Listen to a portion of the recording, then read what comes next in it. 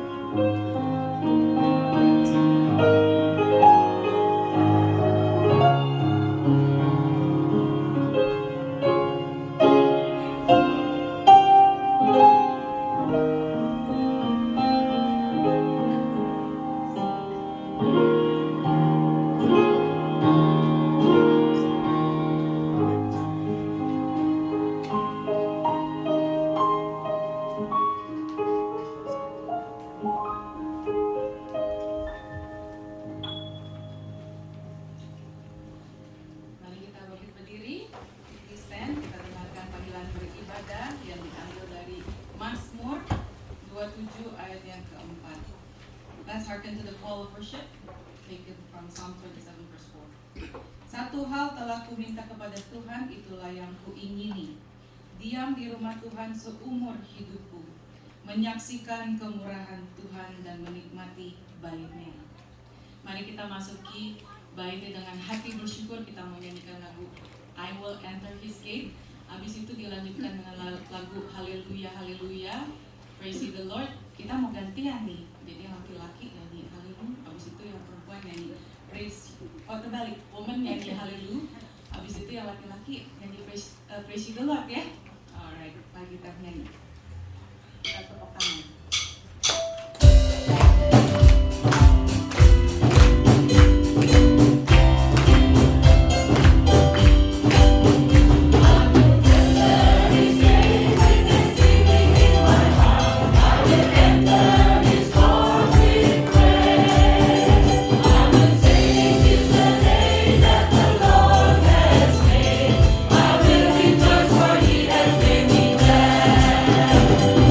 He has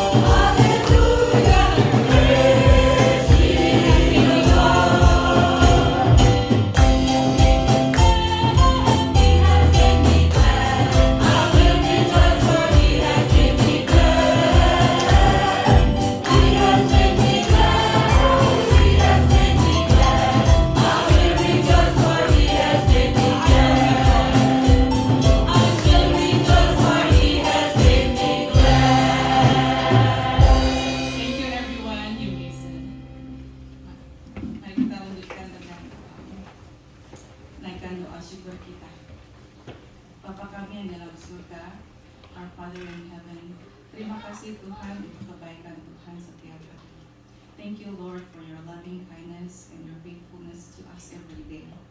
Terima kasih karena Kau selalu hadir bersama kami. Dan terima kasih untuk bimbingan tangan-Mu dan perlindungan-Mu setiap hari. Lord, thank you so much for your presence in our life, your guidance, your voice, and your protection in our life. Tuhan, berkatilah hamba-hamba-Mu yang akan melayani hari ini. Urapilah Pastor Paul, Pastor Steve, dan semua guru sekolah minggu. Biarlah Tuhan berbicara melalui mereka. Lord, anoint all our servants today, Pastor Paul, Pastor Steve, and all the Sunday school teachers. Please use them and speak through them. Dalam nama Tuhan Yesus kami berdoa. Amin. Mari kita dengarkan berita pengharapan. Let's listen to the message of hope taken from Mazmur 128 ayat yang pertama. Psalm 128 verse 1. Berbahagialah setiap orang yang takut akan Tuhan, yang hidup menurut jalan yang ditunjukkannya. Dengan tetap duduk, mari kita bernyanyi I Will Whom I Believe. Lord.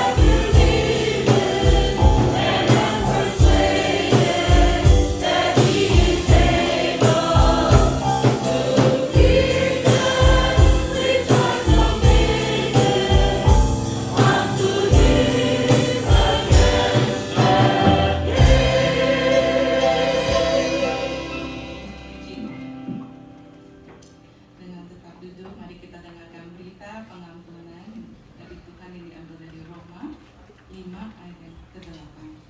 Let's listen to God's message of forgiveness taken from Romans 5 verse 8. Akan tetapi Allah menunjukkan kasih-Nya kepada kita oleh karena Kristus telah mati untuk kita ketika kita masih berdosa. Thank you, Jesus. Mari kita bangkit berdiri, kita mau bernyanyi lagu menyembah Tuhan, dan ini adalah lagu Tak Terbatas. Let's continue our worship.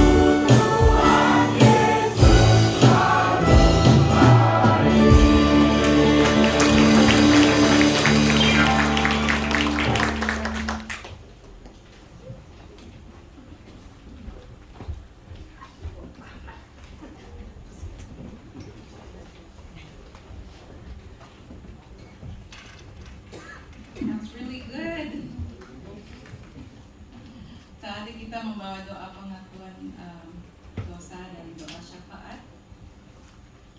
Let us come to the presence of Jesus our Lord to confess our sins and bring our petition before Him.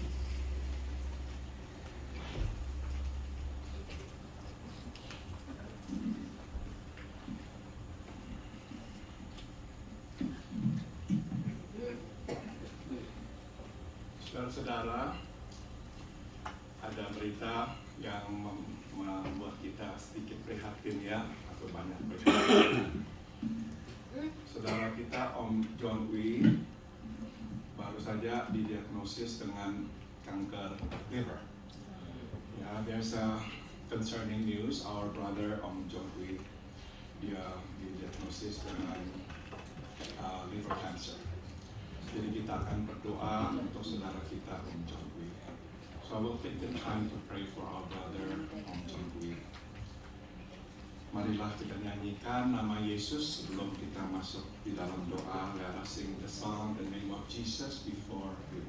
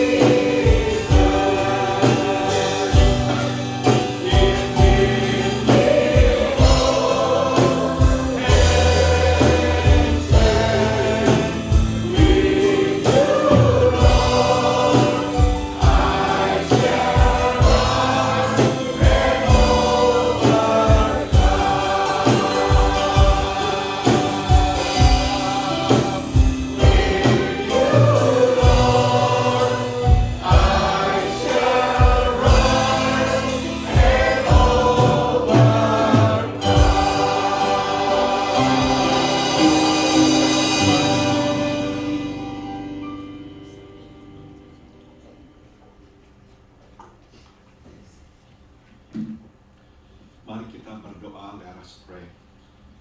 Kami berterima kasih ya Tuhan, Engkau telah mengumpulkan kami di rumah-Mu untuk beribadah kepada-Mu.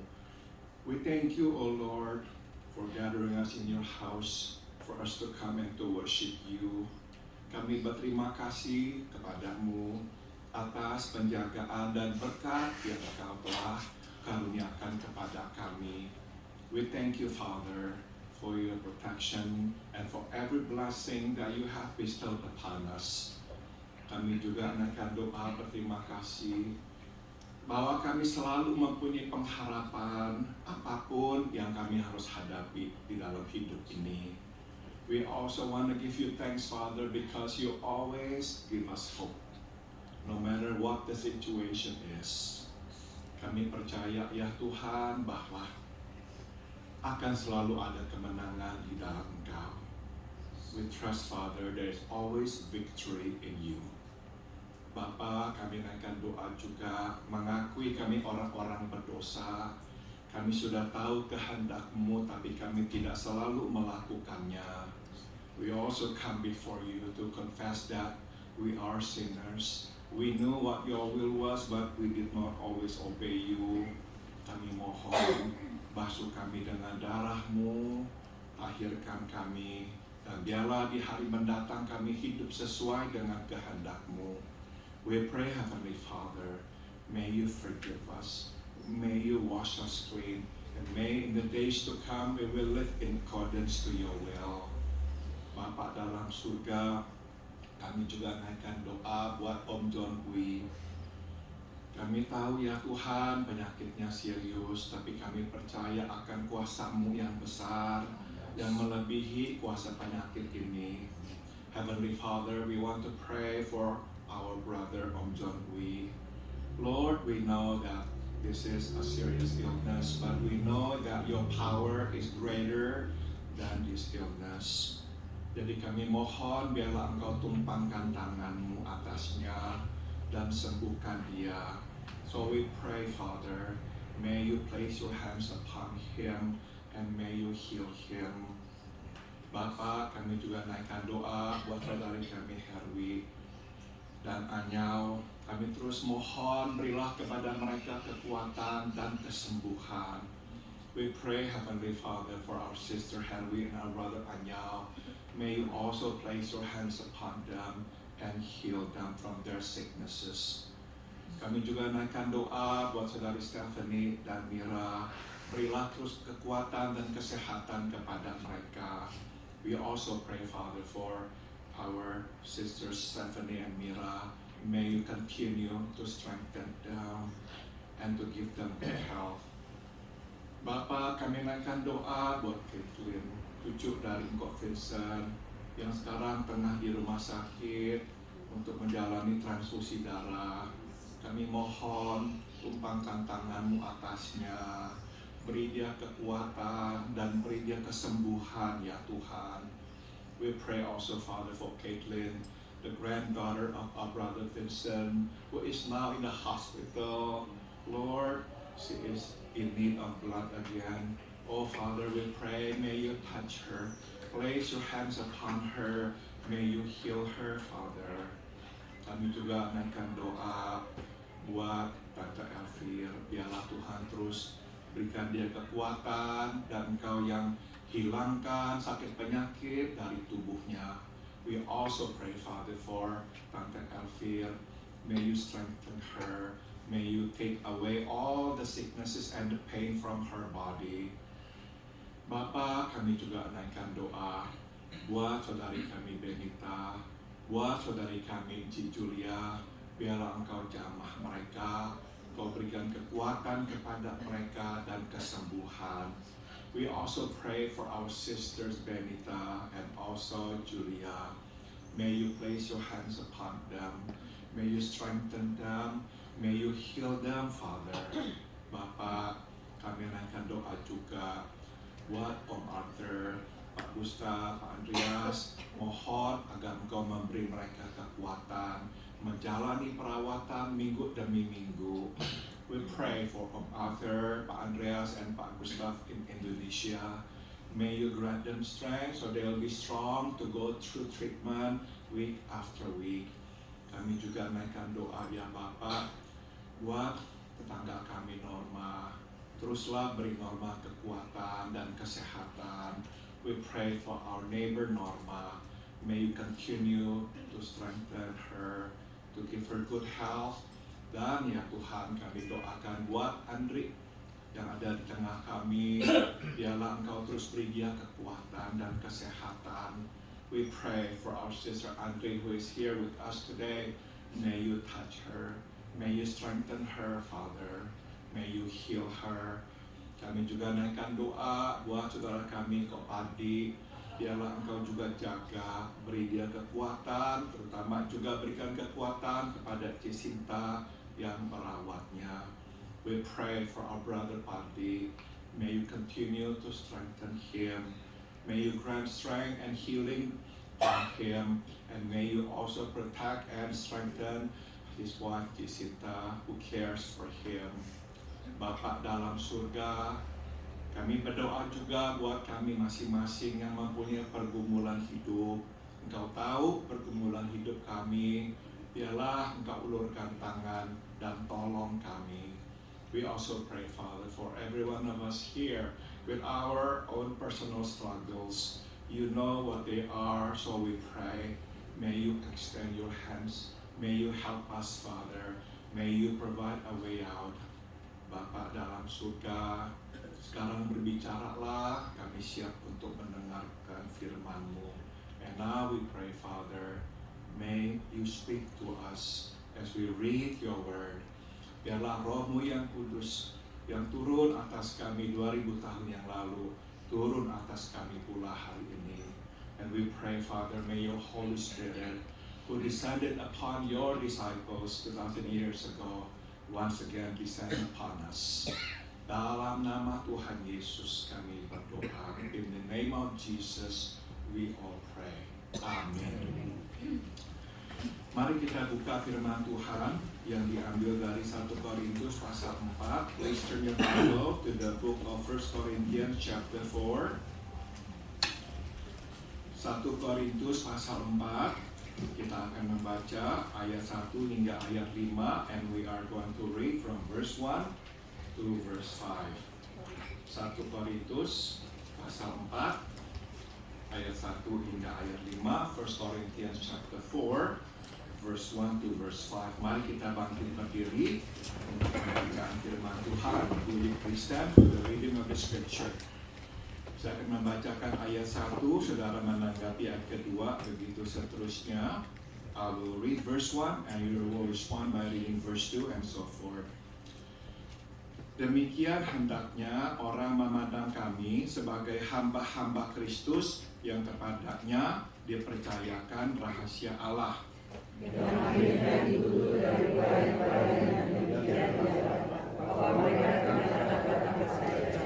Verse 3, bagiku sedikit sekali artinya, entahkah aku dihakimi oleh kamu atau oleh suatu pengadilan manusia.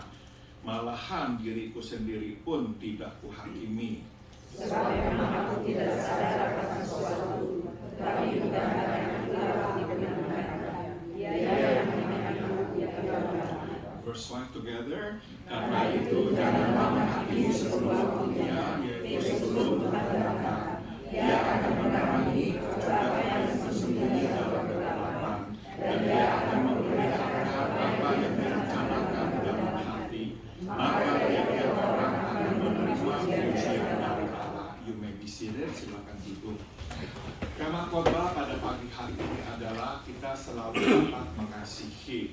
The theme of today's message is we can always love. Saudara, saya akan memulai dengan mengajukan satu pertanyaan. Let me begin by asking two questions. Here's the first one, yaitu siapakah saya? Who am I? Nah, biasanya saudara, yang muncul dalam benak kita suatu kita bertanya siapakah saya, kita ini akan menyebut profesi kita atau apa tuh yang kita kerjakan dalam hidup. Misalnya saya seorang dokter, saya seorang akuntan dan sebagainya. What usually comes to mind whenever we ask this question is our profession or what we do for living, such as I'm a doctor, I'm an accountant, etc. Pertanyaan yang kedua adalah kepada siapakah saya bertanggung jawab? And the second question is, whom am I accountable to? Biasanya saudara yang akan muncul di dalam benak kita waktu kita bertanya ini adalah kita akan menyebut pasangan kita atau orang tua kita. What generally comes to mind upon hearing this question is our spouse or our parents if we're not of age. Nah saudara, siapakah saya? Dan kepada siapakah saya bertanggung jawab adalah pertanyaan yang fundamental dan sangat-sangat penting. Who am I and whom am I accountable to are fundamental and important questions. Jawaban terhadap pertanyaan siapakah saya akan meningkatkan identitas utama diri kita. Dan ini akan menolong kita, memandu kita melewati segala musim dalam kehidupan. She said, the answer to this question, who am I, will reveal our core identity. And this will help us navigate through the various seasons of life. Kita tidak lagi akan dihempaskan oleh berbagai situasi kehidupan. Kita akan dapat berjalan dengan mantap di dalam hidup ini. We won't be tossed to and fro by situations. Instead, we will walk steadily in life. Nah, saudara, identitas utama kita ini juga akan menolong kita mengerti misi dalam hidup. Yaitu apa tuh yang kita ingin lakukan atau ingin capai dalam hidup ini. Our core identity will also help us know our mission in life. What it is that we wish to accomplish in life. Saudara, jawaban terhadap pertanyaan kepada siapakah saya bertanggung jawab akan menentukan bagaimanakah kita hidup. The answer to these questions, whom am I accountable to, will determine how we live. Jika kita ini tidak mau bertanggung jawab terhadap siapapun atau bahkan terhadap Tuhan, maka kita akan hidup sekehendak hati kita. We who refuse to be accountable to anyone or even to God will live as we please. Kita yang bertanggung jawab kepada orang dan kepada Tuhan akan hidup berhati-hati. Karena kita tahu pada akhirnya kita harus mempertanggungjawabkan hidup kita kepada Tuhan. We who are accountable to others or God will live more scrupulously, knowing that at the end of the day, we must give an account to someone for our actions. Nah, marilah sekarang kita lihat firman Tuhan ini dan mencoba untuk menjawab dua pertanyaan ini. Now let us delve into this passage and try to answer these questions. Paulus berkata, hendaklah orang memandang kami sebagai hamba-hamba Kristus yang telah dipercayakan rahasia-rahasia Allah. Paul states, let a man so consider us as servants of Christ and stewards of the mysteries of God. Saudara, inilah identitas utamanya, tapi bukan hanya identitasnya, tapi juga semua yang dipanggil untuk menjadi hamba-hamba Tuhan, yaitu sebagai hamba Kristus dan orang-orang yang dipercayakan dengan rahasia Allah. That's his core identity, but not only his, but also those called to serve God, servants of Christ, and stewards of the mysteries of God. Sebagai hamba Kristus, dia melayani Kristus, maka dia hanya akan menjalani perintah Kristus. As a servant of Christ, he serves Christ, hence he takes order from him. Dia hidup bukan untuk menyenangkan dirinya, tapi untuk menyenangkan Yesus. He lives not to please himself, but Christ. Nah, sebagai orang kepercayaan Kristus, dia telah dipercayakan dengan rahasia Allah. As a steward of Christ, he has been entrusted with the mysteries of God. Nah, kata mystery atau kata rahasia bukan saja merujuk kepada rencana keselamatan Allah, tapi juga kepada kehendak Allah. The mysteries of God refer not only to the plan of God's salvation, but also to God's will. Dan tugasnya adalah menceritakan, membagikan ini dengan orang. And his job is to share this with others.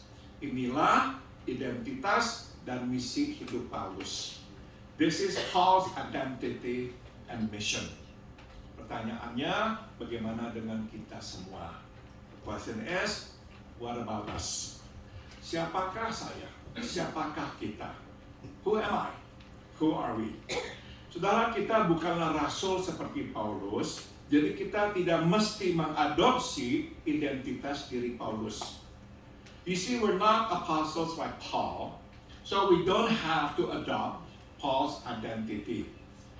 Ya, kita adalah hamba-hamba Kristus dan kita sudah tentu dipercaya oleh Kristus dengan berita Injil.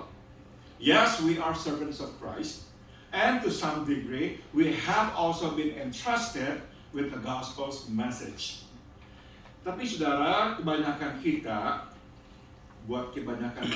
ini bukanlah panggilan utama kita, dan ini bukanlah identitas utama kita pula. But for most of us, that is not our primary calling, and thus not our core identity. Siapakah kita? Who are we?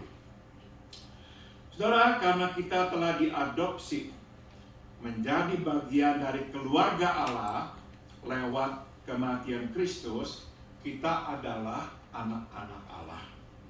Because we have been adopted into the family of God through the death of Christ, we are now children of God.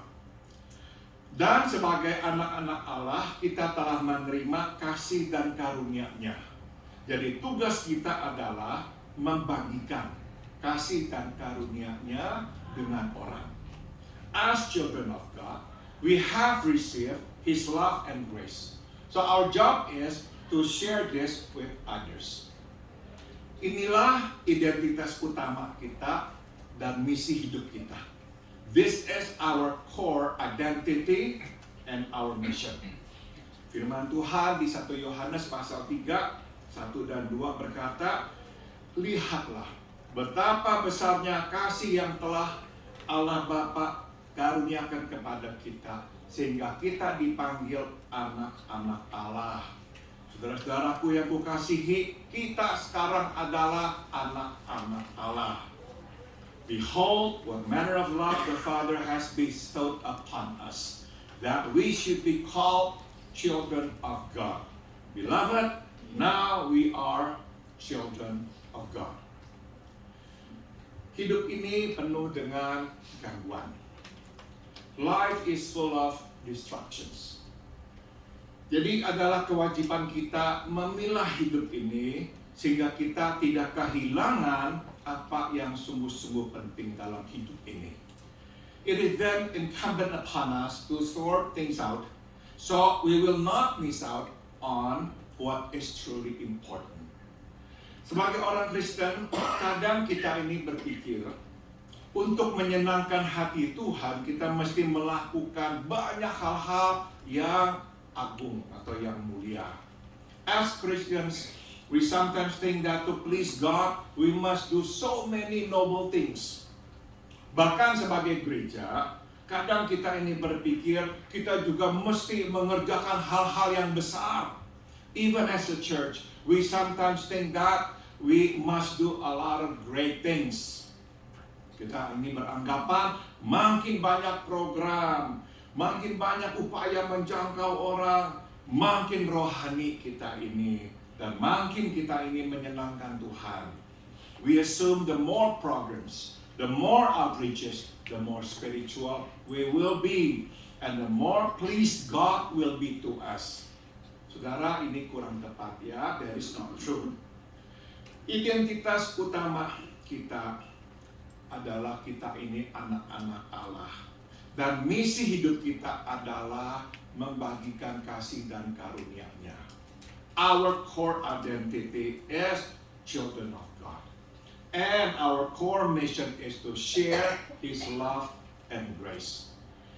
Dalam waktu yang baik maupun dalam waktu yang tidak baik, kita anak-anak Allah.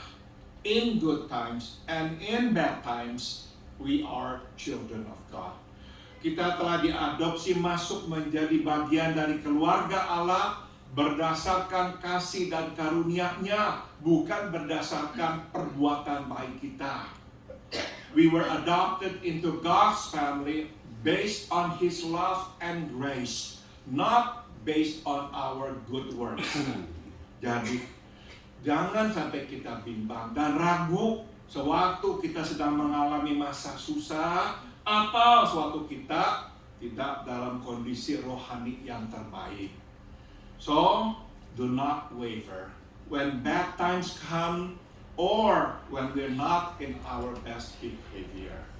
Saudara, kadang kita ini berpikir, aduh saya ini tadi kok bisa jatuh dalam dosa, kok saya bisa berbuat salah, berarti saya bukan anak Allah. Sometimes we think this, because I just did this, because I just committed this sin, because I failed God in this, then I'm not children of God. Tidak, saudara. Berapa sering anak-anak kita melukai hati kita? Berapa sering anak-anak kita tidak hidup sesuai dengan keinginan kita?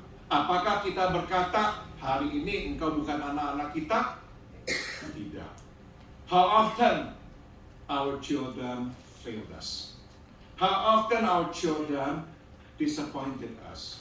How often our children did not live up to our wish or expectations? But did we tell them, from now on you're not my children? I'm sure we never said that to them. Begitu pula Tuhan. Di saat baik, di saat buruk, kita anak-anak Allah. In good times, in bad times, we are children of God. Ya, ingat itu. Kita diadopsi oleh Tuhan, masuk menjadi bagian keluarganya, bukan karena kita ini begitu baik. Tidak. Remember, we were adopted into God's family not because we are that good. Bukan, itu bukan dasarnya. That is not the ground for us being adopted into God's family. Kita diadopsi masuk ke dalam keluarga Allah karena kasih dan karunia-Nya. We were adopted into the family of God based on His love and grace. Nah, jadi saudara, Tuhan ini tidak mengharapkan ya kita melakukan hal-hal yang hebat-hebat ya. Tidak. Tuhan memberikan kepada kita masing-masing karunia dan kesempatan yang berbeda-beda. God does not expect all of us to do great things for Him. He has given us different gifts and different opportunities.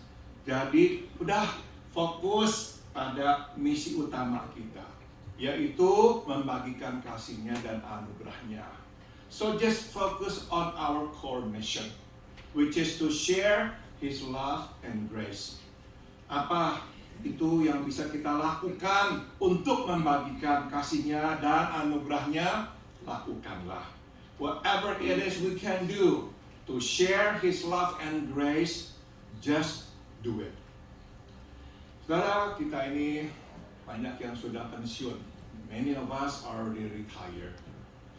Nah, saya tahu ya, kadang kita bertanya-tanya, nanti setelah saya pensiun saya ngapain ya?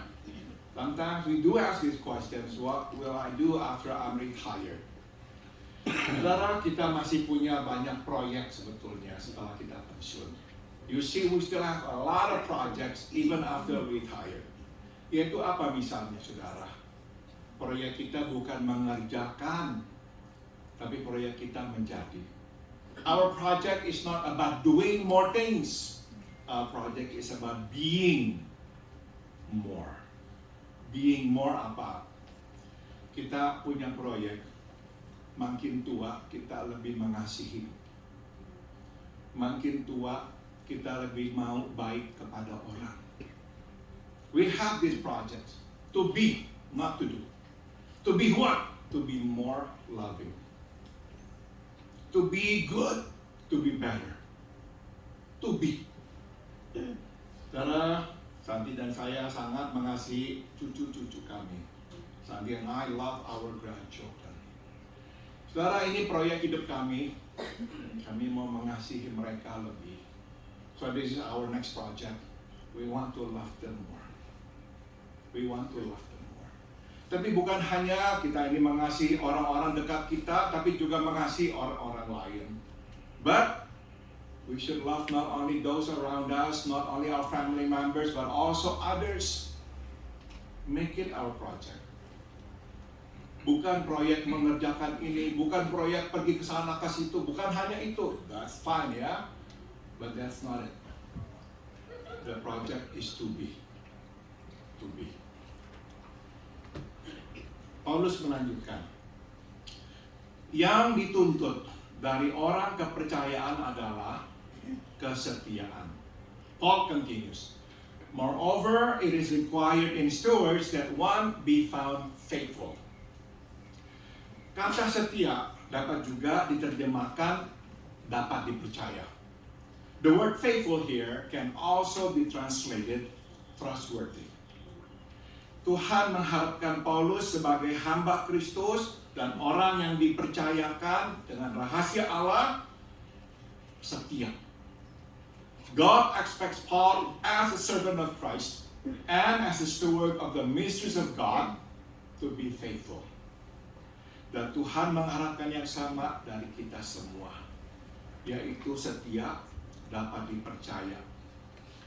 And God expects the same from us, to be faithful and to be trustworthy children of God. Menjadi setia dan dapat dipercaya berarti dapat diandalkan. To be faithful and trustworthy is to be reliable. Saudara, Tuhan ini ingin tahu apakah Dia dapat bergantung kepada kita. God wants to know that He can rely on us. Nah, saudara, menjadi orang yang dapat diandalkan sekarang memang ini adalah hal yang langka. To be reliable is a rare quality, especially nowadays. Susah untuk mendapatkan orang yang dapat diandalkan. It is awfully hard to find people whom we can depend on today. Kebanyakan orang adalah orang-orang yang tergantung pada situasi. A lot of people are what I call situational. Waktu senang, mereka akan mengerjakannya. When they're happy, they will do it. Kalau tidak senang, tidak akan melakukannya. When they're not happy, then they will not do it. Kalau mereka suka melakukan itu, mereka akan melakukannya. When they like doing it, then they will do it. Tapi jika tidak suka melakukannya, maka tidak akan dikerjakan. If they do not like it, then they will not do it. Jika tidak ada kerjaan lain, okelah mereka akan lakukan. When there is nothing else to do, then they will do it. Tapi jika ada hal lain, mereka tidak akan mengerjakannya. But if they have other things to do, then they will not do it. Situation. Tergantung situasi. Tuhan menginginkan kita ini menjadi orang yang dapat diandalkan. God wants us to be reliable, whom He can count on.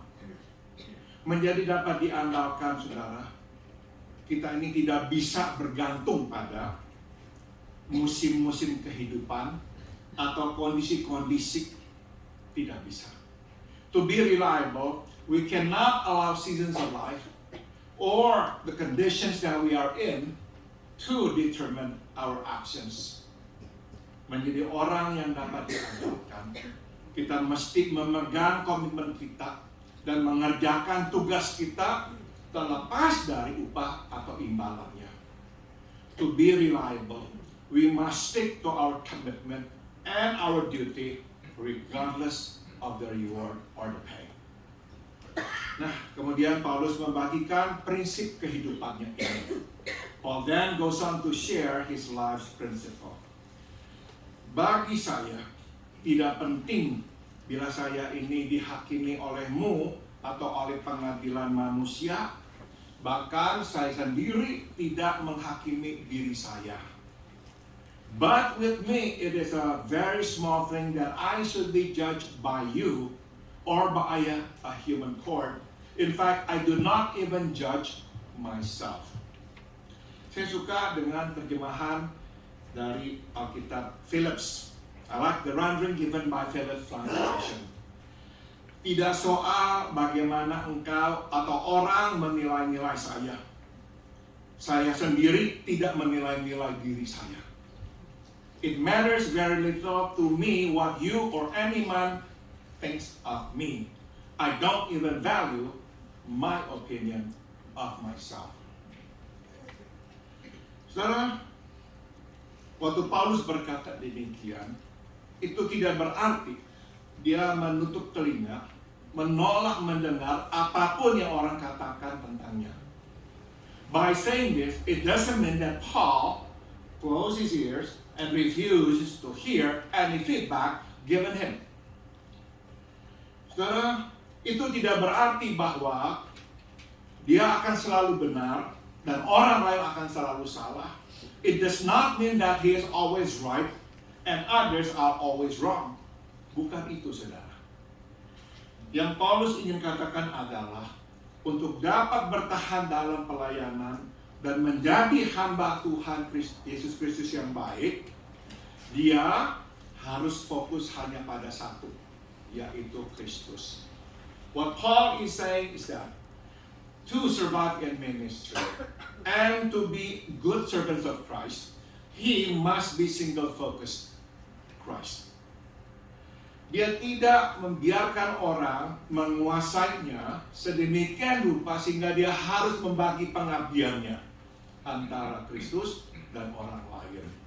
He cannot afford to let people have so much power over him that he must share his allegiance to God and others. Tidak.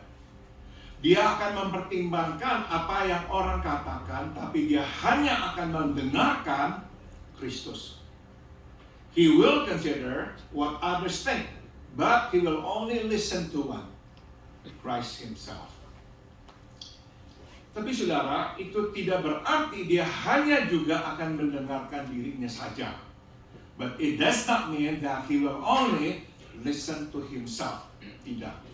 Itu sebab dia berkata, saya sendiri tidak memperhatikan penilaian saya terhadap diri saya.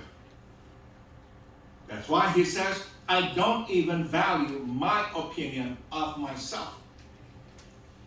Jadi dalam hal penilaian, bukan saja dia itu mengesampingkan orang, dia juga mengesampingkan dirinya sendiri. So you see, not only does he take others out of the equation, but he also takes himself out of the equation as far as judging himself is concerned. Penilaian orang atau penilaian dirinya sendiri tidak penting. Terpenting adalah penilaian Kristus. Neither others' opinions nor his opinions matter much. Only Christ's opinions matter. Nah, sama dengan kita. The same goes for us. Sebagai anak-anak Allah, kita mesti terbuka terhadap tanggapan orang. Tapi pada akhirnya, kita harus mendengarkan Tuhan. As children of God, we must be open to feedback given us. But in the end, we must listen to God. Penilaiannya lebih penting daripada penilaian orang atau penilaian diri kita sendiri. What he thinks must take priority over what others or even they think.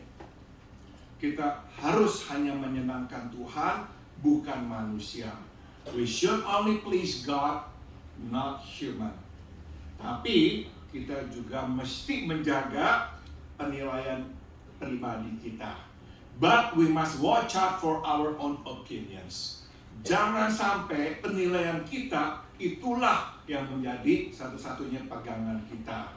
Do not let our opinions rule over us either. Dalam kita ini hanya bisa efektif bila kita ini mandiri. You see, we can only be effective if we are independent. Sekali lagi kita mesti terbuka dan menghargai tanggapan orang, penilaian orang. Once again, we should be open to and appreciate others' feedback and evaluation. Tapi jangan menjadikan tanggapan dan penilaian orang sebagai penentu tindakan kita dan mencatat siapa kita. But we should not allow others' feedback and evaluation to determine our action and shape who we are. Karena sekali kita membiarkan itu terjadi, maka saudara, kita ini tidak lagi bebas. Kita akan dibelenggu oleh pendapat orang. Because once we do, we will not be free. We will be in bondage of others' approval. Jika mereka senang, kita akan lakukan. If they are pleased, we will do it. Jika mereka tidak senang, kita tidak akan lakukan. If they are not pleased, then we will not do it. Saya tahu betapa susahnya menjadi mandiri. But I know how awfully difficult it is to be independent. Kita tidak suka mengecewakan orang. Kita tidak suka menghancurkan hati orang. We hate to disappoint people, and we don't like to break people's hearts. Dan secara umum, kita ini senang kok kalau orang suka sama kita.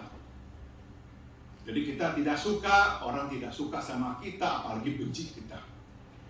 In general, we want to be liked, not disliked, let alone be hated. Saudara, tapi kita juga mesti bebas atau mandiri dari penilaian atau dari diri kita sendiri. Equally true, we ought to be independent of ourselves too. Manakala Roh Kudus menegur kita atas perbuatan kita, akuilah. Whenever the Holy Spirit convicts us of our wrongdoing or our wrong decision, admit it. Jangan melawan. Jangan merasionalisasi. Do not fight it. Do not rationalize it.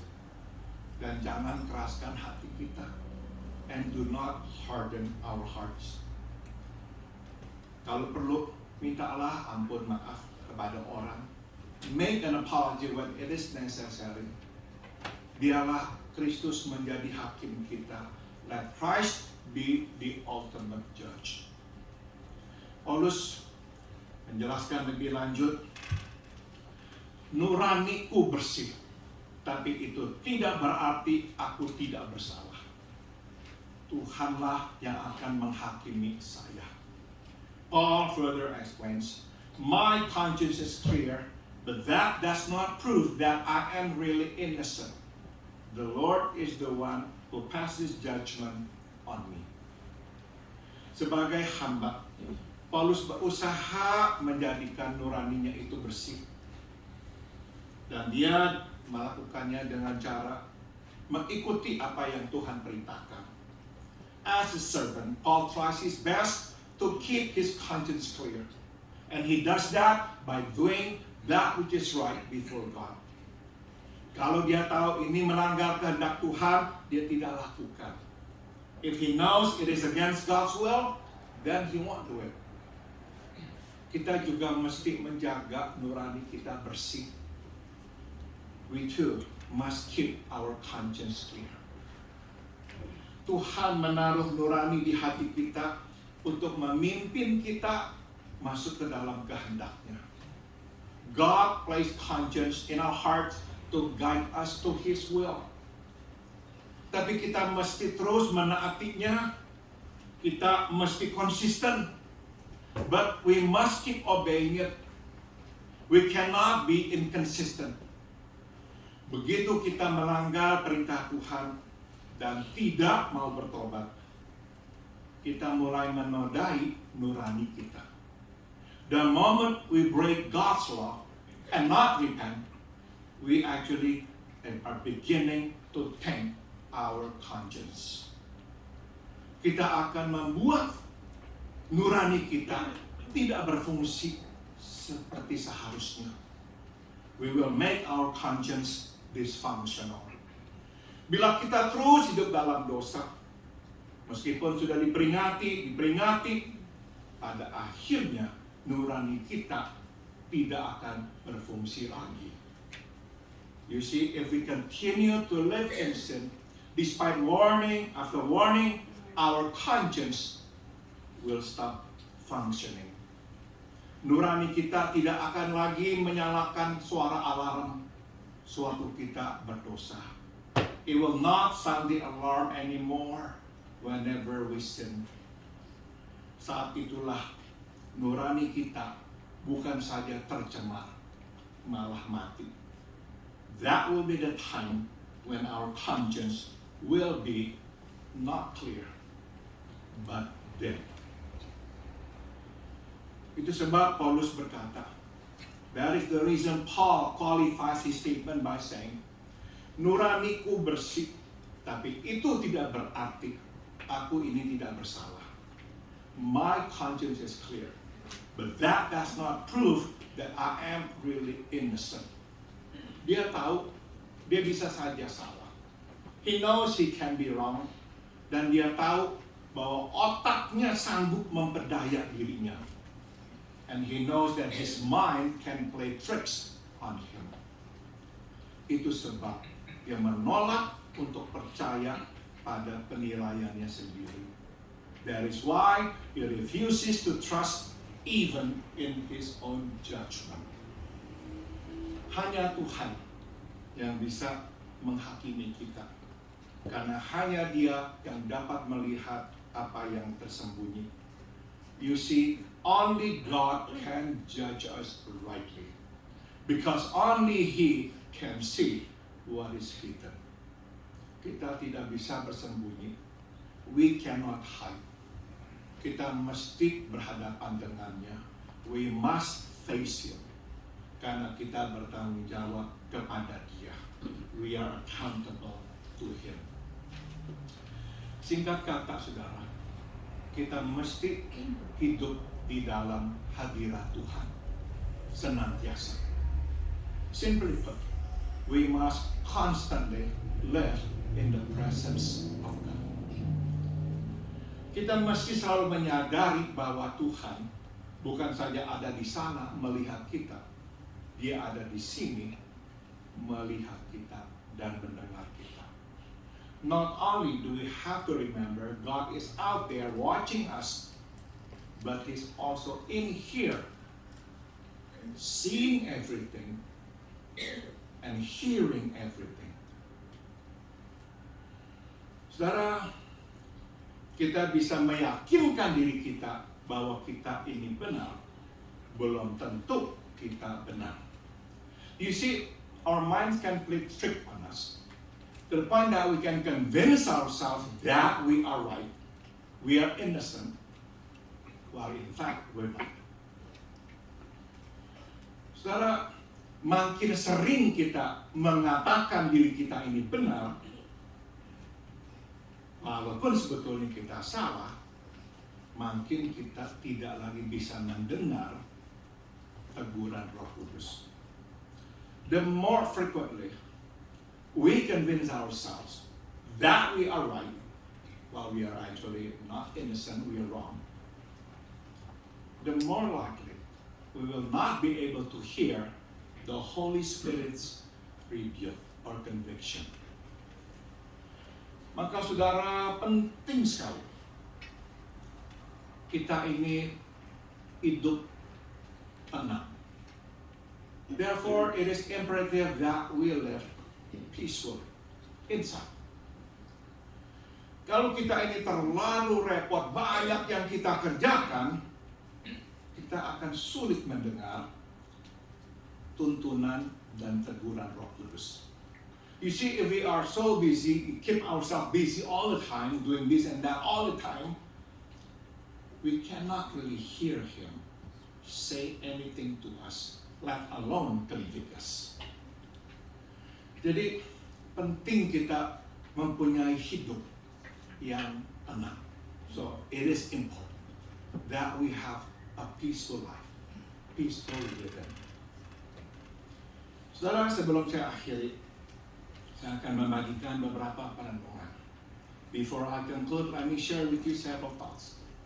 Pertama, saudara, tidak mudah untuk memandang orang apa adanya. It is not easy to see people as they are. Seringkali gambaran kita tentang orang mewarnai pandangan kita tentang orang. A lot of times our pictures of them are colored by our own ideas about them. Bila kita suka orang itu, kita cenderung melihat orang itu lebih baik daripada apa adanya. You see, if we like them, we tend to see them better than they are. Sebaliknya, bila kita tidak suka orang, kita cenderung melihat orang lebih buruk daripada apa adanya. Conversely, if we don't like them, we tend to see them worse than they are. Tampaknya itu yang terjadi di Korintus. Apparently that's what happened in Corinth. Ada orang-orang yang suka Paulus, sehingga mereka memandang Paulus dengan begitu mulianya dan mengikut dia. Some like Paul, so they had a high view of him and became his followers. Sebagian lagi suka Apolos, sebagian lagi suka Kefas, sehingga mereka mengembangkan pandangan yang positif dan mengikuti orang-orang ini. Some like Apollos and Cephas, so they developed high regards toward them and followed them. Itu sebab untuk membahas menyelesaikan masalah perpecahan di gereja, Paulus harus mengoreksi cara pandang ini. To deal with the problems of divisions, Paul had to correct this. Dia mengajarkan mereka untuk mempunyai pandangan yang benar atau yang tepat tentang dirinya dan orang-orang lain. Ya. Nah, sekarang supaya tujuannya adalah jangan sampai mereka itu melihat diri mereka lebih buruk lagi. So you see, he taught them to have the right view of himself and others, so they would not see them better or worse than they were. Saudara, godaan yang besar adalah dilihat orang lebih baik daripada diri kita apa adanya. You know, it is so tempting to be looked at better than we really are. Sangat-sangat besar godaan ini. It's a big temptation. Saudara, kita ini cenderung marah bila orang melihat kita lebih buruk daripada apa adanya, ya kan? We tend to get angry at people when they see us worse than we are. Biasanya kita akan berkata, kamu tidak tahu saya siapa, kamu tidak tahu apa yang baik tentang diri saya, kamu sudah menilai saya begitu buruknya.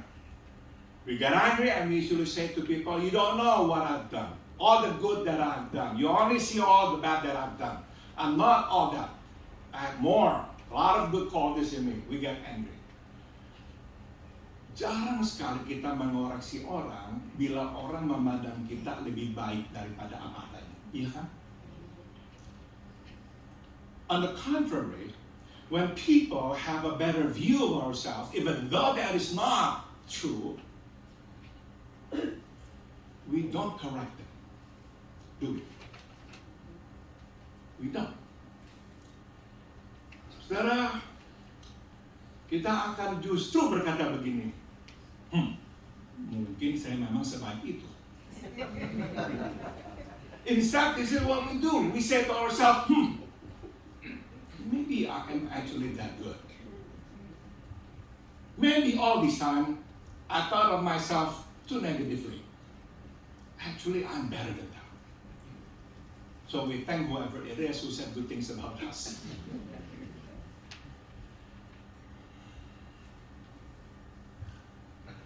Saudara, itu sebab kita mesti kenal diri kita. And that is the reason we must know ourselves.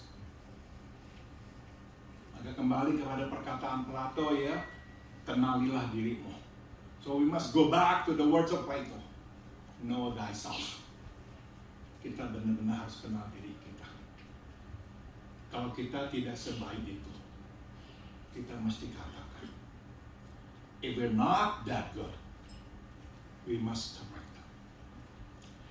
Saya masih ingat di dalam sebuah wawancara, seseorang memuji-muji Billy Graham. I remember in one of the interviews that Billy Graham gave, somebody said a lot of good things about Billy Graham. Dan saya masih ingat inilah jawaban Billy Graham waktu dia menerima pujian-pujian itu. I remember what Billy Graham said in response to all these praises that he heard. Saya tidak sebaik yang engkau pikir. I'm not as good as you think. Banyak hal tentang diri saya yang tidak baik. I have a lot of things about me that are not good. Saudara, dia langsung mengoreksi. I am not that good. He makes that correction. Jadi, kalau kita tahu kita tidak sebaik itu, akuilah. If we know we're not that good, admit it. Correct people. I'm not as good as you think I am. Kamu. Saudara, kecenderungan kita adalah membangun kasta, bahkan di dalam rumah Tuhan. Our tendency is to create a caste system, even in the house of God.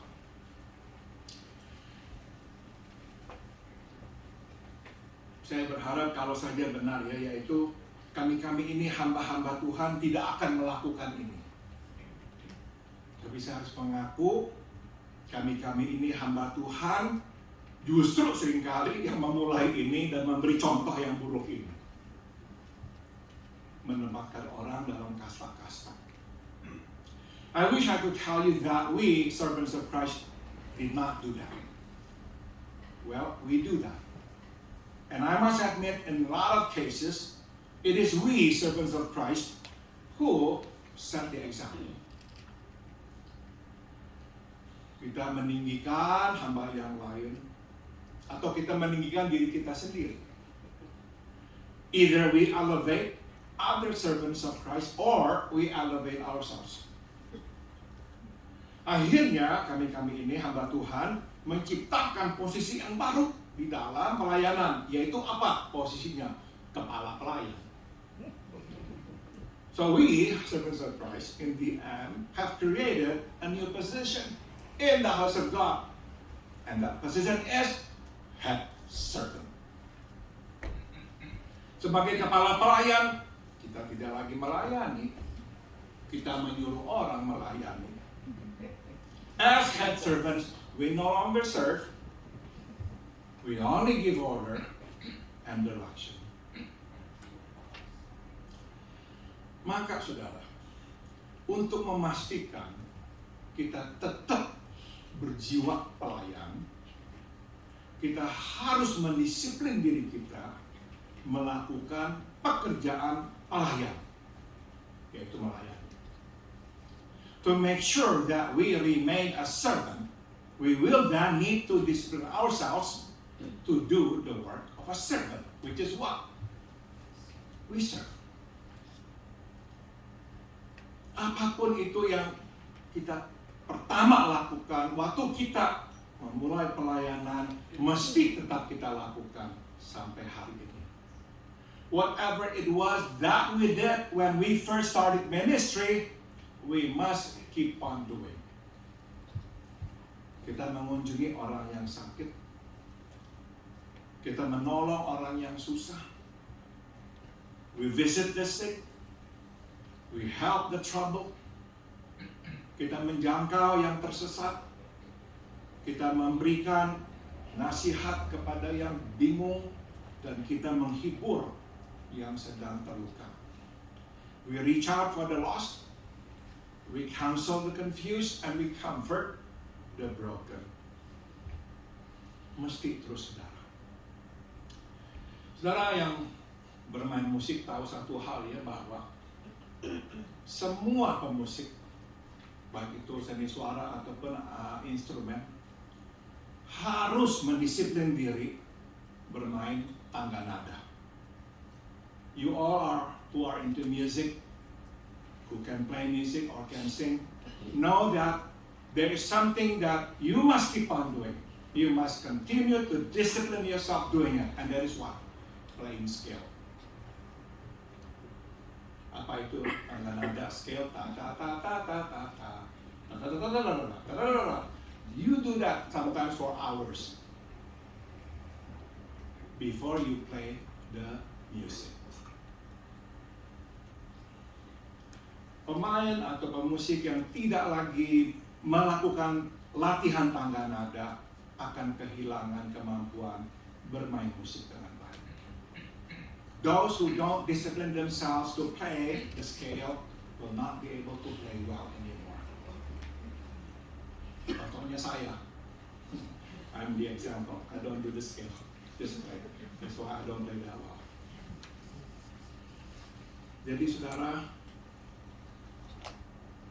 satu lagi sekarang yang mesti kita lakukan supaya kita ini tidak lupa status kita sebagai hamba, yaitu kita mesti menolak diperlakukan lebih baik atau lebih dengan penuh kehormatan.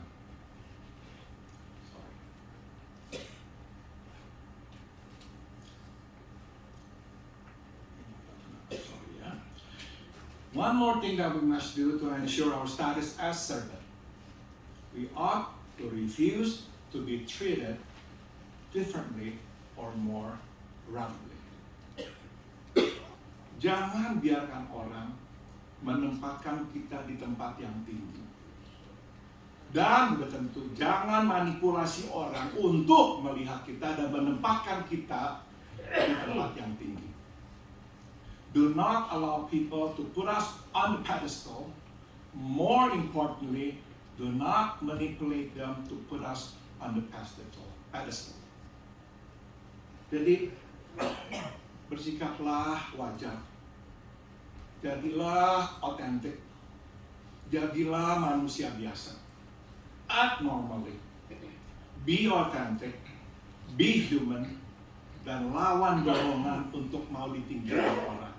And fight our own urge to be elevated. Saudara, terakhir, jangan sampai kita ini melupakan identitas kita dan misi hidup kita. Never let go of our original identity and mission. Kita adalah anak-anak Allah. Dan misi kita adalah membagikan kasih-Nya dan anugerah-Nya. We are children of God. And our mission is to share His love and grace. Kita tidak selalu bisa melayani. You see, we cannot always serve. Akan ada waktu kita mesti berhenti melakukan semua pelayanan kita. In fact, there come a time in which we must stop. Kita tidak selalu menjadi pekerja. We're not always workers. Tapi kita selalu anak-anak Allah. But we are always children of God. Dan kita selalu dapat membagikan kasih-Nya dan anugerah-Nya. And we can always share His love and grace. Di atas kayu salib, Yesus di dalam kemanusiaannya tidak lagi bisa memberi makan ribuan orang, menyembuhkan orang sakit, atau membangkitkan orang mati. On the cross, Jesus in His humanity could no longer feed the 1,000, heal the sick, or raise the dead. Tapi Dia masih bisa membagikan kasih Allah dan anugerah-Nya. But He could still share God's love and grace. Dia masih bisa mengampuni. Dia masih bisa memberikan pengharapan, dan Dia masih bisa memberikan hidup yang kekal. He could still forgive, give hope, and promise eternal life. Dia selalu bisa mengasihi, maka kita pun selalu bisa mengasihi. He could always love. So can we. Mari kita berdoa. Terima kasih atas firman-Mu untuk kami pada pagi hari ini. Thank you, Heavenly Father, for your word that you have given us today. Bapak, kadang kami ini lupa bahwa yang penting bukan melakukan, tapi menjadi. Father in heaven, at times we forget that what is important is not doing things, but just being. Bapak, biar kami menjadi lebih pengasih. Help us, Lord, be more loving. Dan biarlah kami lebih bertekad, pokoknya lebih mengasihi dan berbuat baik kepada orang. Help us, Lord, be more committed to loving others and to doing good for others. Dalam nama Tuhan Yesus kami berdoa. In the name of Jesus we all pray. Amen. Terima kasih.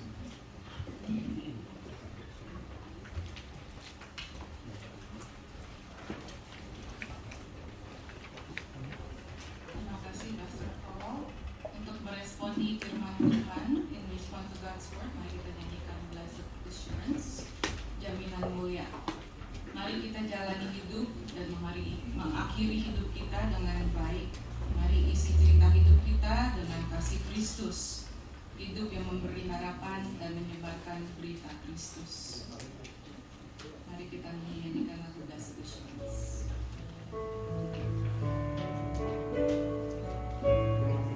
Silakan bagi berdiri.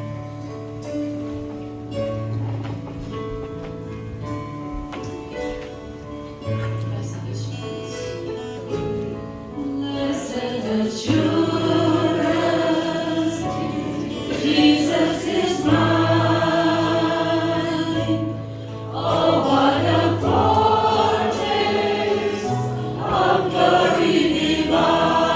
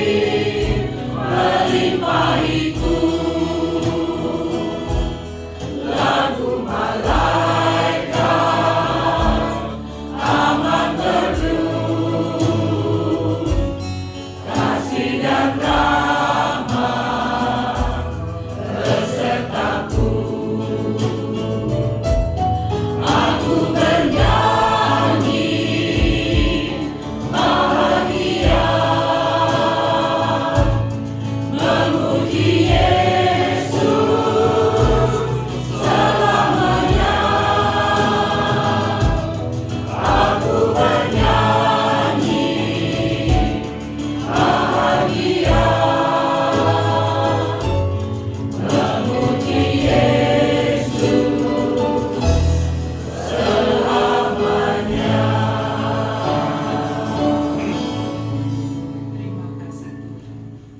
Dengan tetap bangkit berdiri, kita akan menyatakan pengakuan iman rasuli. Let's recite the Apostle Creed together. Bersama-sama, aku percaya kepada Allah, Bapa yang Maha Kuasa, Khalik langit dan bumi, dan aku percaya kepada Yesus Kristus, Anaknya yang tunggal, Tuhan kita, yang dikandung daripada Roh Kudus, lahir dari anak Bapa Maria, yang menderita di bawah pemerintahan Pontius Pilatus, disalibkan, mati dan dikuburkan, turun ke dalam kerajaan maut. Pada hari yang ketiga bangkit pula dari antara orang mati, naik ke surga, duduk di sebelah kanan Allah, Bapa yang Maha Kuasa, dan akan datang dari sana untuk menghakimi orang yang hidup dan yang mati. Aku percaya kepada Roh Kudus, gereja yang kudus sama, persekutuan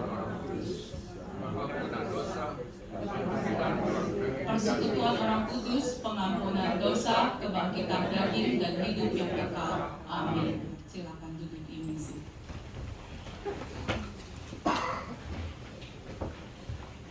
Sekarang kita akan membawa persembahan syukur pada Tuhan dan Bapa kita yang setia. Let us come and bring our offering of thanksgiving to our Jesus and our Shepherd. Mari saya mau mulai bertugas untuk maju ke depan.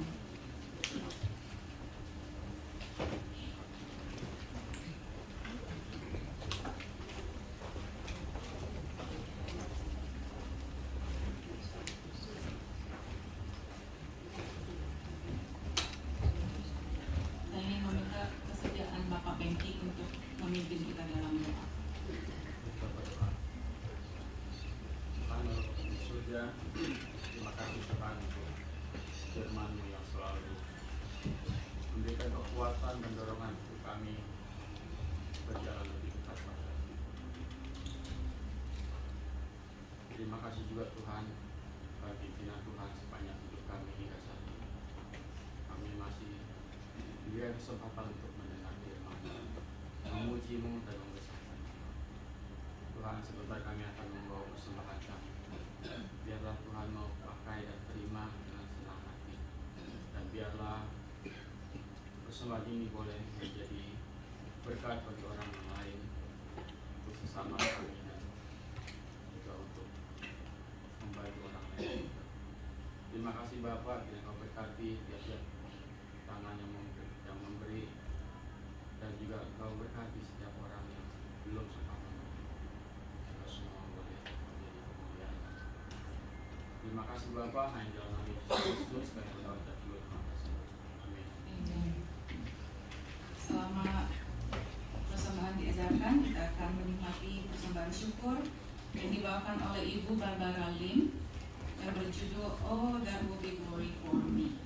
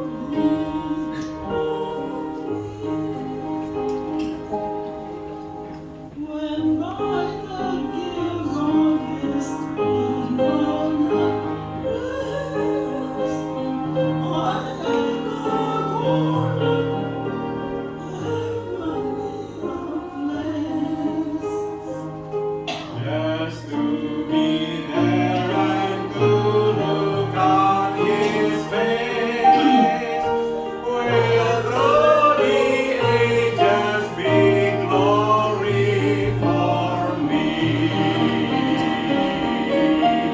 Oh, that will be glory for me, glory for me. Glory for me, when by His grace I shall look on His face. That will be glory, big glory for me.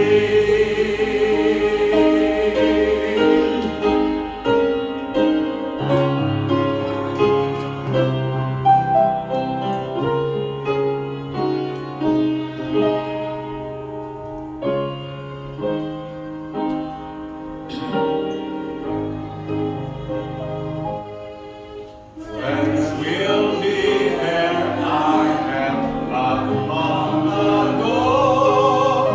Joy like a river around me will flow.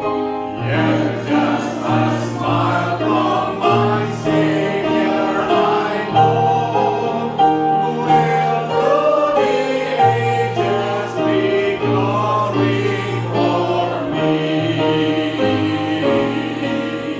Oh, that will be glory for me, glory for me, glory for me.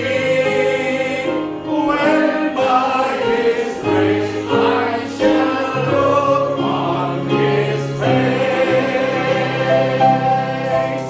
that will be glory. Be glory for me.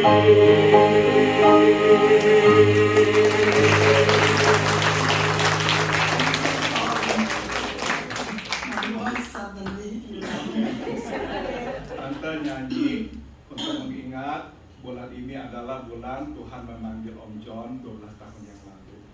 Ya. Last Tuesday. No, this This coming Tuesday. Tuhan memanggil Om John, 12 years ago, God called His faithful servant. So Tante, I want to sing, and that song I think reflects that. Yeah. Friends will be there, I have loved long ago. Friends will be there, I have loved long ago. Teman-teman kita yang telah meninggalkan kita, yang kita kasihi, di sana sedang menunggu. Amin. Tuhan.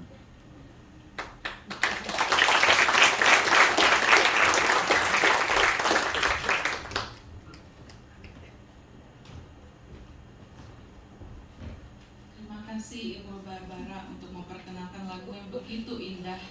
There will be the glory for me too. Beautiful song.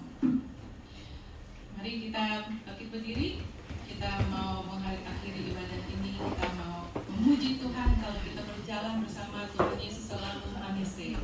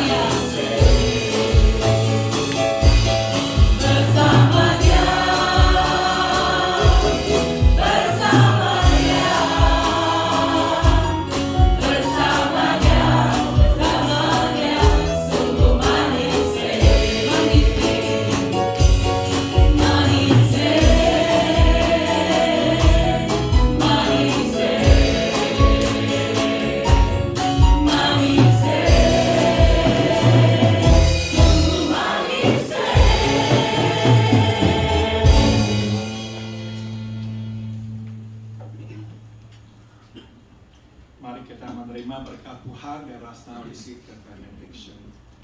Biarlah kasih karunia dari Tuhan kita Yesus Kristus, may the grace of our Lord Jesus Christ, biarlah kasih tak berkesudahan dari Allah Bapa, may the unceasing love of God the Father, dan biarlah persekutuan serta penghiburan dari Roh-Nya yang kudus menyertai kita sekalian.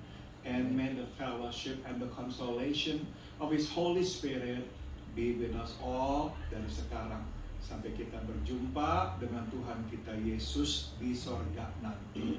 From now on until we see Him face to face in heavens above. Amen.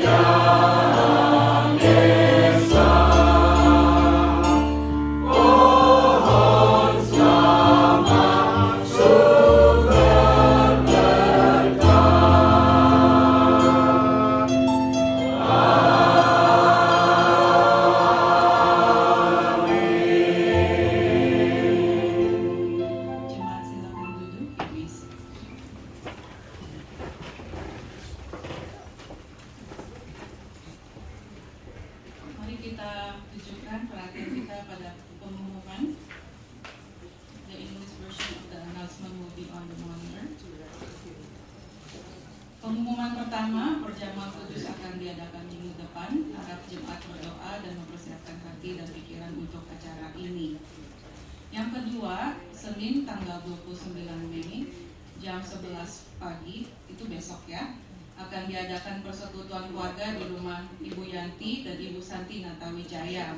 Alamatnya tercantum di buletin, tolong dibawa pulang. Dan persekutuan ini akan diadakan secara potluck. Semua jemaat diundang untuk hadir. Yang ketiga, rapat penyanyi, pemimpin ibadah, pemusik dan pengatur audiovisual akan diadakan Minggu 4 Juni sehabis kebaktian di ruang kebaktian. Semua penyanyi, pemimpin ibadah, pemusik dan pengatur audiovisual diundang untuk menghadiri. Terima kasih untuk pelayanannya. Yang keempat, hari ini akan diadakan latihan paduan suara jam 2 dan latihan angklung sehabis makan siang. Pengumuman edition, kita juga akan mengadakan Moms in Prayer sehabis ini. Kita akan berkumpul di piano room di Sunday School ya. Kita akan mendoakan untuk anak-anak kita yang masih kecil ataupun yang sudah gede. Dan yang kelima, terima kasih untuk bagi mereka yang sudah mengambil bagian dalam pelayanan hari ini. Tuhan memberkati.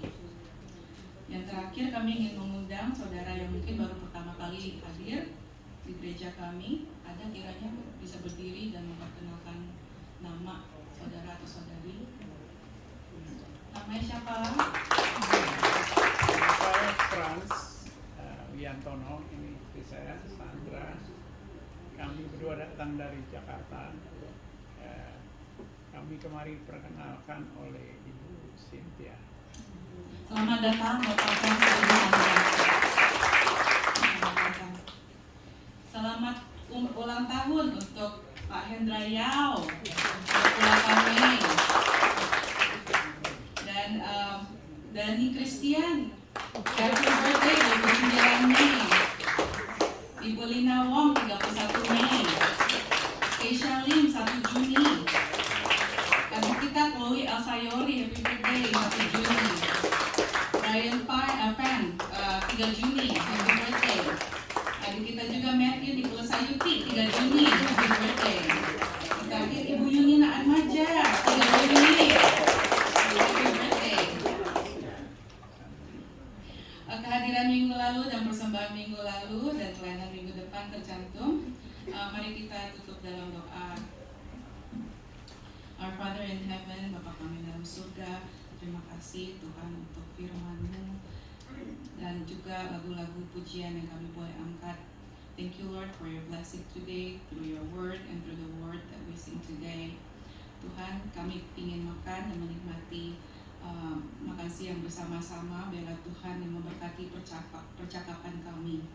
Lord, we want to enjoy our lunch together. Please bless our conversation during lunch. Biarlah semua yang kami katakan dan lakukan untuk kemuliaan nama Tuhan saja.